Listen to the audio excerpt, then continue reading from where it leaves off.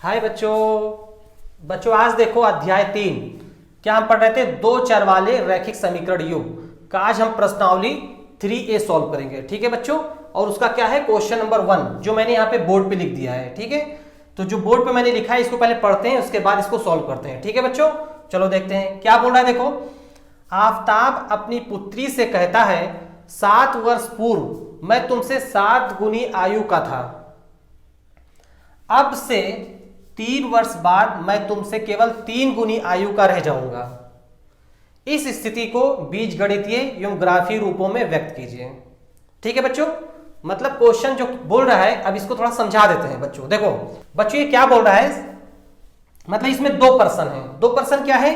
एक तो आफताब है और आफताब की पुत्री है। ठीक है बच्चों, तो आफताब अपनी पुत्री से बोलता है कि मैं 7 वर्ष पहले मैं तुमसे 7 गुनी आयु का था। ठीक है बच्चों, फिर उसके बाद सेकंड बोल रहा है कि उसका जो पिता है, फिर वो बोल रहा है, पिता दोबारा बोल रहा है कि 3 वर्ष बाद, मतलब वर्तमान से 3 वर्ष बाद मैं तुमसे केवल 3 गुना आयु का रह जाता हूं, अपनी पुत्री से बोलता है। ठीक है बच्चों, तो इस स्थिति को बीजगणितीय एवं ग्राफीय रूप में व्यक्त करना है। ठीक है बच्चों, तो ये क्वेश्चन बोल रहा है। चलो इसको सिंपल सॉल्व करते हैं, बहुत ही आसान है। ठीक है, तो चलो देखते हैं। तो सबसे पहले बच्चों इसमें हम मानेंगे, क्या मानेंगे, मतलब पिता की आयु, आफताब की आयु और उसकी पुत्री का आयु दोनों मानेंगे वर्तमान में। तो सबसे पहले मानते हैं बच्चों, देखो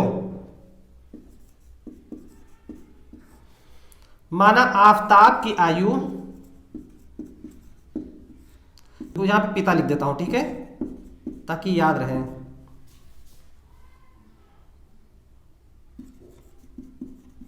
आयु वर्तमान में x है। ठीक है बच्चों, ध्यान रखना, हम मान रहे हैं वर्तमान में आफताब की आयु x मान लिया, और इसी तरह से उसके मतलब उसकी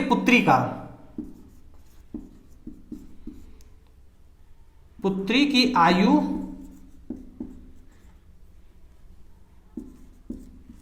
क्या वर्तमान में मान लेते हैं y है।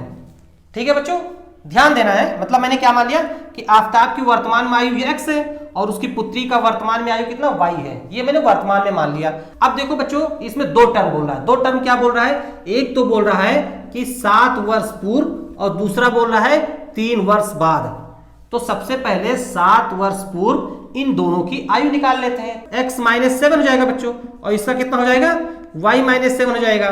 पुत्र की आयु 7 वर्ष पूर्व। अब बोल रहा है कि मैं तुमसे 7 गुनी आयु का था, मतलब पिता अपने पुत्री से बोल रहा है। ठीक है, तो मतलब बोल रहा है कि पिता की आयु 7 वर्ष पूर्व, मतलब पिता की ये है, तो x - 7 इक्वल टू बोल रहा है कि कितना? 7 गुनी था। 7 गुनी बोल रहा है ना, तो 7 गुनी हो जाएगा। देखो 7 गुनी किसका? अपने पुत्री का, y - 7, यही बोल रहा है। ठीक है बच्चों, तो ये हो गया पहला इक्वेशन। ठीक है, इक्वेशन नंबर 1 आ गया। अब इसको थोड़ा सिंप्लीफाई कर लें, उसके बाद में देखते हैं। ठीक है, तो देखो पहले इसको सिंप्लीफाई करो, मतलब 7 को अंदर मल्टीप्लाई करो, तो ये हो जाएगा देखो x - 7 इक्वल टू हो जाएगा देखो 7y - 7 7 49। ठीक है बच्चों, ये हो जाएगा। उसके बाद में देखो और इसको सिंप्लीफाई कर लो बच्चों, तो सिंप्लीफाई का मतलब देखो y को इधर ही रखो, 49 को इधर लेके आओ, तो देखो x - 7 प्लस 49 इक्वल टू कितना हो जाएगा? 7y हो जाएगा।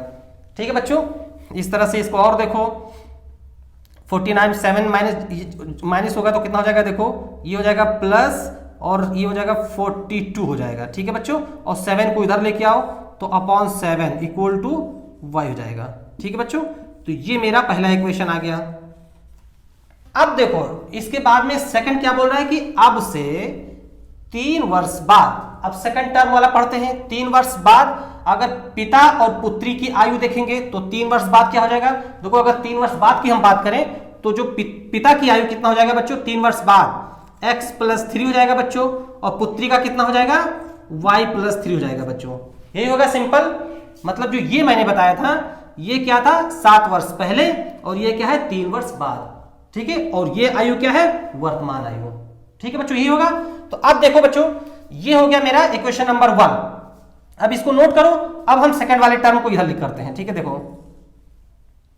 देखो क्या बोल रहा है कि मतलब 3 वर्ष बाद तुमसे केवल 3 गुनी आयु का रह जाऊंगा, मतलब पिता बोल रहा है अपनी पुत्री से, ठीक है बच्चों। तो क्या बोल रहा है, पिता बोल रहा है, पिता का मतलब देखो क्या बोल रहा है, x प्लस 3 इक्वल टू क्या बोल रहा है, कितने गुना रह जाऊंगा बच्चों, 3 गुनी। तो 3 गुनी कर देते हैं किसका, पुत्री का, y प्लस 3, ये हो जाएगा बच्चों, ठीक। तो ये क्या हो गया, इक्वेशन नंबर 2 आ गया बच्चों, ठीक। अब इसको भी सिंप्लीफाई कर लें, सिंप्लीफाई का मतलब 3 को अंदर लेके जाओ, तो देखो x प्लस 3 इक्वल टू हो जाएगा तो 3y और ये प्लस 3 3 का 9, 3y को इधर ही रखो, 9 को इधर लेके आओ, तो ये x plus 3 minus 9 equal to 3y हो जाएगा बच्चों, ठीक है। इस तरह से देखो 3 में से 9 जाएगा तो कितना हो जाएगा, x माइनस कितना 6 3 9 6 आ जाएगा, और 3 को इधर लेके आओ तो ये आ जाएगा बच्चों इक्वल टू y। तो ये मेरा आ गया दूसरा इक्वेशन, ठीक है बच्चों। तो इस तरह से दोनों मैंने बीजगणितीय रूप में इसको व्यक्त कर दिया। अब व्यक्त करने के बाद में अब क्या करना है बच्चों, इसको ग्राफ में रिप्रेजेंट करना है, ठीक है। इन दोनों इक्वेशन का, अगर इक्वेशन नंबर 1 देखें और इक्वेशन नंबर 2, तो इन दोनों का क्या करना है, मुझे ग्राफ बनाना है। और ग्राफ बनाने के बाद में एक्स वाई की वैल्यू का मतलब बच्चों, मतलब पिता की वर्तमान आयु निकालना है और पुत्री की वर्तमान आयु निकालना है, ठीक है। तो अब ग्राफ बनाते हैं इन्हीं दोनों इक्वेशन का, इसको नोट कर लेते हैं इधर ही। ये दूसरा, ये पहला है तो पहले वाले को थोड़ा ऊपर लिख लेते हैं, ठीक है। तो पहला वाला देखो ये हो जाएगा, क्या है, y इक्वल टू है x प्लस 42/7, ये इक्वेशन नंबर 1 है, ठीक है बच्चों। और इक्वेशन नंबर 2 ये वाला है, तो ये वाला लिख लेते हैं, ठीक है। देखो क्या है, y equal to x minus 6/3, ये इक्वेशन नंबर 2 आया था बच्चों, ठीक है। अब इसको क्या करना है, मुझे हटा देना है और उसके बाद में ग्राफ बनाते हैं, ठीक है। उसके बाद देखते हैं। तो देखो बच्चों, अब इन दोनों इक्वेशन का मुझे ग्राफ खींचना है। तो ग्राफ खींचने के लिए क्या करना है बच्चों, कम से कम 3x की वैल्यू मानना है और उसी के अकॉर्डिंग y की वैल्यू निकालना है। इसी तरह से पहले इक्वेशन से और दूसरे इक्वेशन से, मतलब एक टेबल बनाना है दोनों इक्वेशन से अलग अलग, उसके बाद में एक ही ग्राफ पे दोनों को रिप्रेजेंट कर देना है, ठीक है। पॉइंट को रख के उसको खींच देना है। तो सबसे पहले इसका देखो, इस वाले का हम बनाते हैं बच्चों, देखो ध्यान से।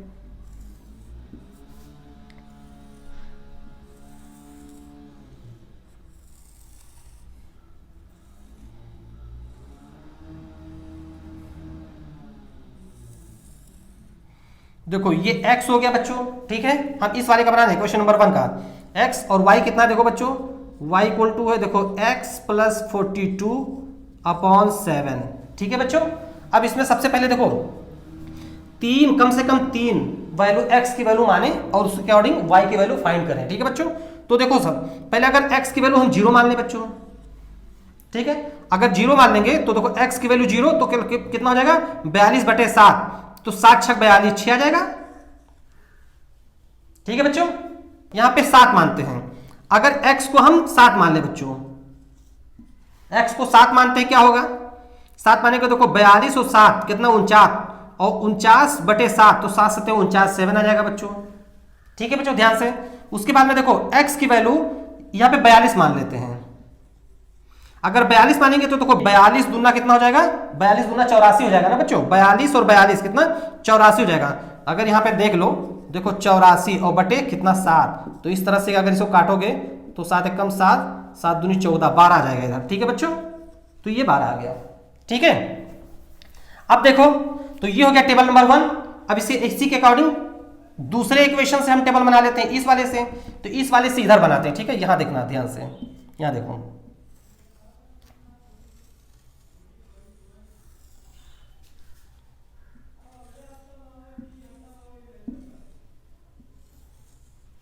ठीक है बच्चों। तो ये क्या है, अगर x मानेंगे तो y क्या है जाएगा, देखो y इक्वल टू लिखा है x माइनस 6/3, ठीक है बच्चों। अब इसके अकॉर्डिंग देखो, अगर x को यही सेम जो ये मैंने x की वैल्यू माना था यही इसमें भी मानते हैं, ठीक है। और उसके अकॉर्डिंग हम y की वैल्यू फाइंड कर लेंगे। तो x को अगर हम 0 मानेंगे तो x को 0 मानेंगे तो देखो बच्चों कितना हो जाएगा ये, तो 0 माइनस 6/3, तो ये कितना हो जाएगा, तो -2 जाएगा बच्चों, ठीक है। इसी तरह से देखो बच्चों, अगर x को 7 मानो, सेम एकदम यही मानना है और उसके अकॉर्डिंग y की वैल्यू फाइंड कर लेना है। तो देखो अगर x को 7 मानो तो 7 माइनस 6 तो कितना जाएगा 1/3, तो 1/3 जाएगा बच्चों, ठीक है बच्चों।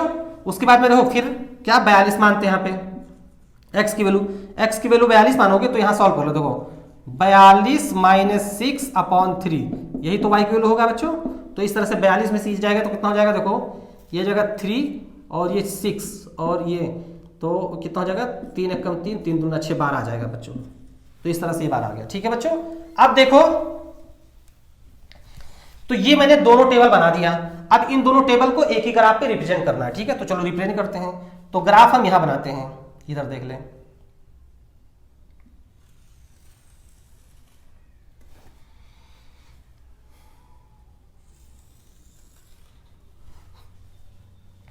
ये क्या है बच्चों, y है, ये क्या है, x है।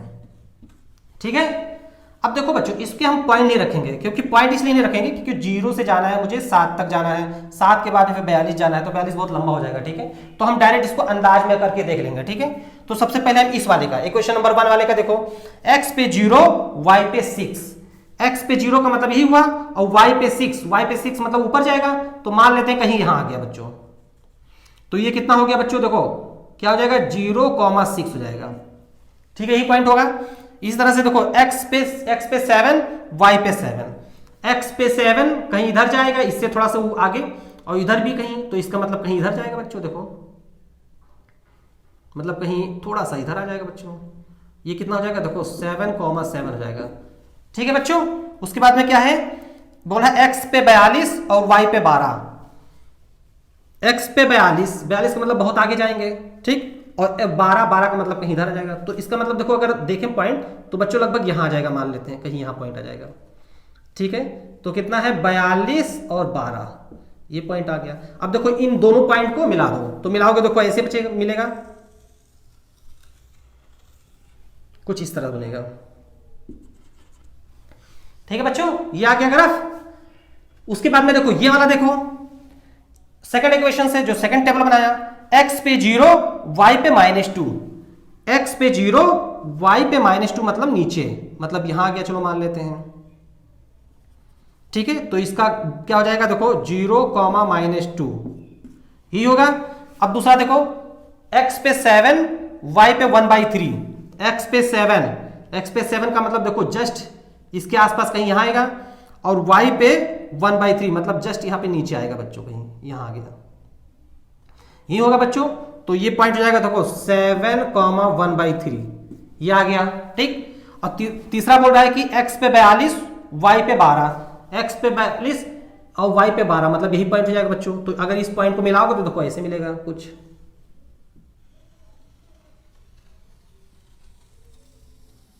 ये बनेगा। ठीक है बच्चों, इस लाइन का इक्वेशन क्या होगा बच्चों, ये हो जाएगा, क्या है, y = x + 42/7, इसका इक्वेशन हो गया इस लाइन का। ठीक है, और दूसरे वाले लाइन का इक्वेशन कहां है बच्चों, ये वाला है, इसको भी लिख देते हैं। ये हो जाएगा देखो y = कितना है, x - 6/3, ये आ गया बच्चों। ठीक, तो ये दोनों इक्वेशन का मैंने ग्राफ खींच दिया, और ये जो ग्राफ खींचा ये दोनों लाइन कहां पे कट कर रहा है बच्चों, देखो इसी पॉइंट पे कट कर रहा है। ये पॉइंट क्या है, 42 और 12। तो इसका मतलब ये हुआ बच्चों कि x की वैल्यू कितना आ गया, देखो x = कितना आ गया, 42, और y कितना आ जाएगा बच्चों, 12। तो यही इसका आंसर हो गया। मतलब ये हुआ बच्चों कि पिता की वर्तमान आयु 42 वर्ष है और पुत्री की वर्तमान आयु 12 वर्ष है। ठीक है बच्चों, तो ये इसका आंसर आ गया। ठीक है।